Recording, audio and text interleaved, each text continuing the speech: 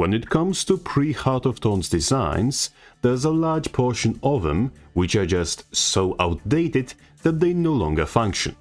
Which, in how it pertains to core classes, shapes to an extent how elite specs turned out to be, as some of them were simply an attempt at fixing those core classes. There are, however, designs that can't just be overwritten by elite spec, either because they make up the entire identity of the class they're attached to, or because they're just a weapon.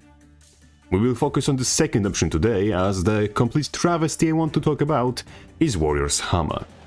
When you look at the travesty with a crankshaft that Warrior Hammer is, what immediately comes to mind is how slow it is and how little control and defenses it really has. And the best part of it is that it used to be worse. Hammer skills 3, 4 and 5 had their aftercasts reduced respectively by 0.4, quarter of a second and another quarter again in June of 2013. And Hammer 4 used to root you in place until October of the same year. And just so you know, Backbreaker only resets Fierce Blow since 2020. Yes, that borderline unplayable design vomit used to be much worse in every facet of its existence that keeps it in the same dumpster the Bladesworn calls its home. But Hammer is a special case, as we covered it before. And since then, none of the issues brought up have changed at all, because the only thing slower than Hammer skills is the ArenaNet's balance cadence. What we complained about back then were issues as follows: low damage, low mobility, low defenses, and low IQ of the speaker. Obviously none of that has changed, and I'm starting to worry that that video is going to end up as evergreen content. However, with entire game and Warrior also moving forward while Hammer stays in place, the grogging thing looks even worse today than it looked a year ago. And don't get me wrong, I want the Hammer to be good. I almost want to gaslight myself into believing it is, as it embodies the most primal aspect of what makes Warrior fun. Unfortunately, pure raw neanderthal energy isn't enough to make something objectively functional, like it doesn't make me a functioning member of society. Hammer suffered and still suffers from a multitude of issues, main of which is its power budget being completely funneled into skills 2 and 5.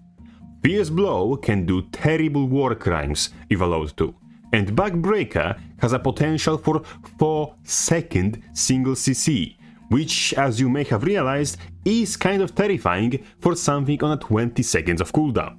But then, Staggering Blow is just a knockback and pitiful one at that, and both skill 3 and Burst are dealing less damage than grogging Banner of Strength.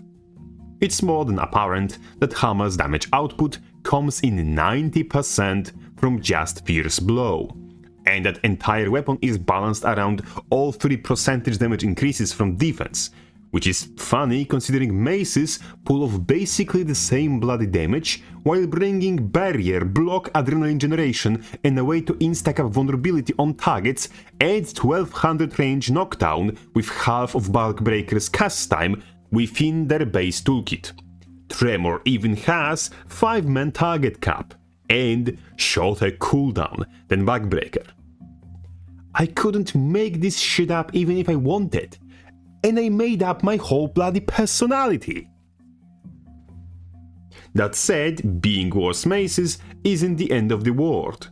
Being dependent on 4 trait lines on top of that is where we start getting there.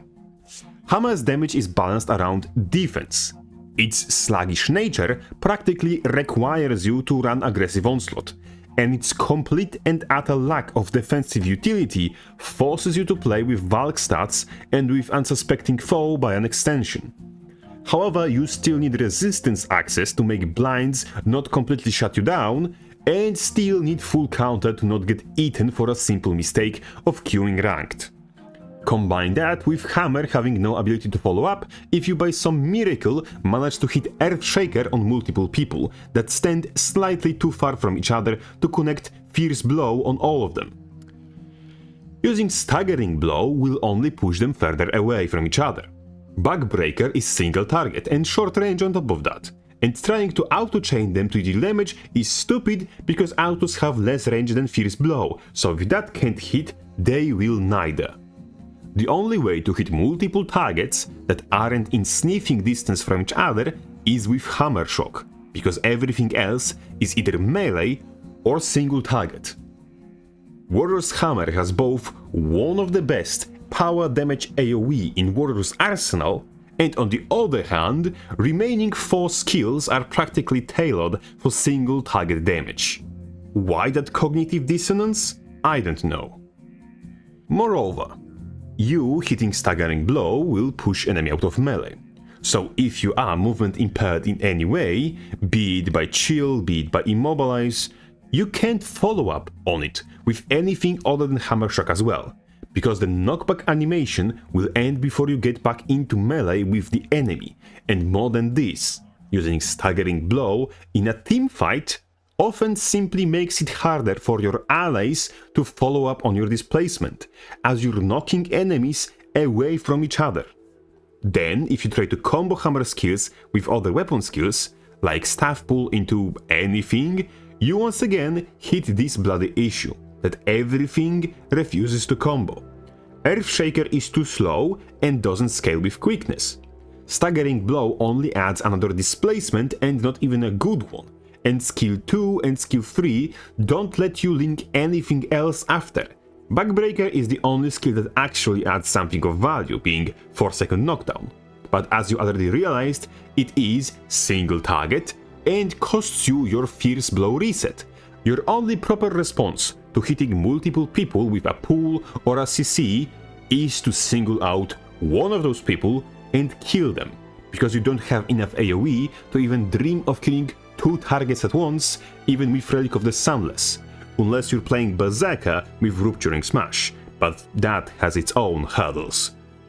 In total, Hammer has no defenses, mediocre and adrenaline-dependent mobility, no combo potential, no utility other than CC, and its CC is mid, because all the CC power budget is shoehorned into one skill. Hammer desperately needs a rework. It needs both improvement to its flow and its design, as well as borderline new identity, as currently it is just downgrade of dual maces. Only thing that mostly does its purpose in the design is Fierce Blow, so we will mostly keep it intact. What definitely needs to change is its CC setup. Earthshaker and Rupturing Smash by a proxy, being the only available leap skill at the respective time, make it obvious that they are meant to be the engage skill for the weapon, but they cannot due to being adrenal skills, meaning you have to have adrenaline, ergo be already after the engagement phase of the fight, to be able to cast them in the first place. Staggering Blow only holds value as an interrupt and often works to our detriment, while Backbreaker holds grasp on entire CC budget for the weapon. It seems as if solution to the Backbreaker problem would be completely getting rid of it, and instead making 3rd level strength Earthshaker the skill 5 of the weapon. Knowing what flies in this game, we can take the example of Ranger Spear 4 or Hollow Forge 5, and make Earthshaker as Hammer 5 skill Evade, making it much better engaged than it currently is, without giving Spellbreaker a new resettable evade to ruin the game with. Of course, goodbye Earthshaker damage. You won't be missed, you sucked anyway. Also, if I could spare a little more power budget, I'd increase its AoE radius to 300 units.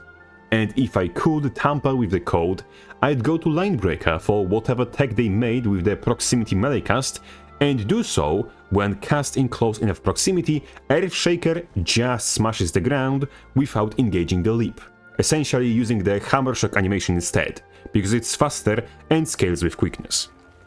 Speaking of Hammer Shock, I'd make that to be the new best skill, with obviously damage scaling, and I'd make it have a melee hit and shockwave hit as separate hits, somewhat like Tremor currently does, where melee would knock down for the duration scaling with adrenaline like current live version of Earthshaker does, and the melee hit of the burst would be where Fierce Blow reset is being moved too. That way we have skill 5 and Core Burst handled, but also we can mostly keep Rupturing Smash intact. It's a shockwave like Hammer Shock, just around you instead of in front of you, and it would have larger CC area but smaller overall damage area. It would indeed require removing the leap from it, and making it use Hammer Shock animation, so it is fast and scales with quickness like the Core Burst does. But the loss of the leap would be nowhere near the end of the world, considering Zerker would have Earthshaker still available as skill 5 in Rage, and would now be able to actually quick combo double bursts on Rage Opener. As you already noticed, I'm not a fan of Staggering Blow.